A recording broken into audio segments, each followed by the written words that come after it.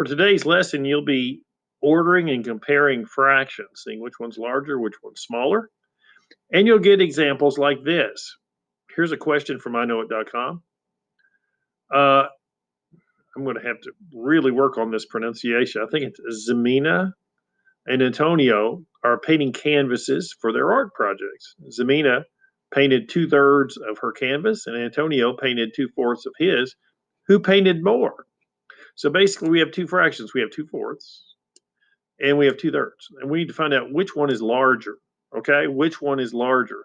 Here's the easy way to do this. It's built on what we talked about the previous 2 days. We write both fractions down, 2/4 and 2/3.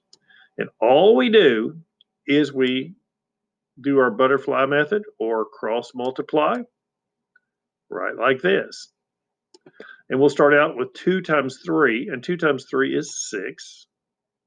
And then we work 4 times 2, and 4 times 2 is what?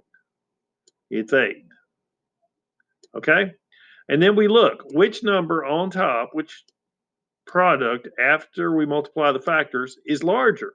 And we find out the 8 is larger.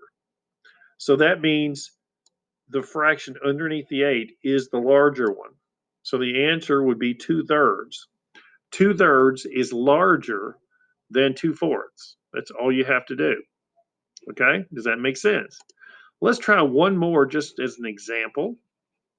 And this is very easy. Again, it's built on what we talked about the last few days. And we'll just pick out two fractions and we'll compare them.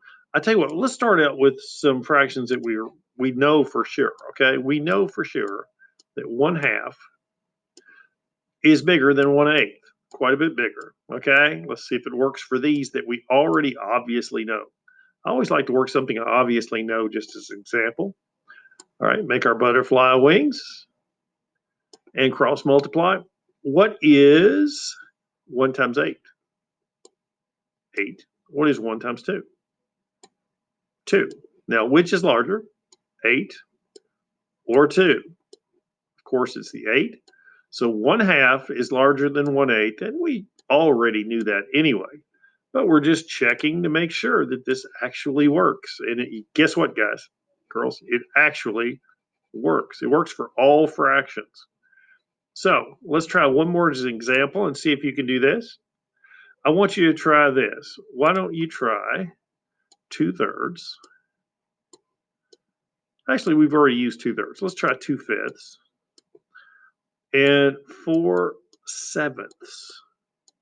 2/5 and 4/7. Okay. Go ahead and use the butterfly method of cross multiplying, and figure out which one is larger, which one's greater. Pause this. Okay, now that you're back, let's go ahead and draw our butterfly method wings. And 2 times 7 is what? The product is 14. 5 times 4 is what? Yes, the product is 20. Since 20 is larger than 14, that means that 4/7, the fraction under the 20, is larger than 2/5. It's that simple. Okay? No problem with that whatsoever. Now, you're actually going to be working with more than one fraction sometimes. They'll give you a list of 3 fractions. And the ones I've seen right off the bat have the same denominator. So if you have fractions like 2/4, 3/4, and 1/4, they give you those fractions. And they say put them in order from least to greatest. Well, you obviously know 1/4 is the smallest. So you would start with 1/4, then 2/4 in the middle, and 3/4 on the right-hand side. But be careful. If the question asks you to write them in order from greatest to least, remember, greatest to least, that means we always start on the left to right. The greatest is 3/4.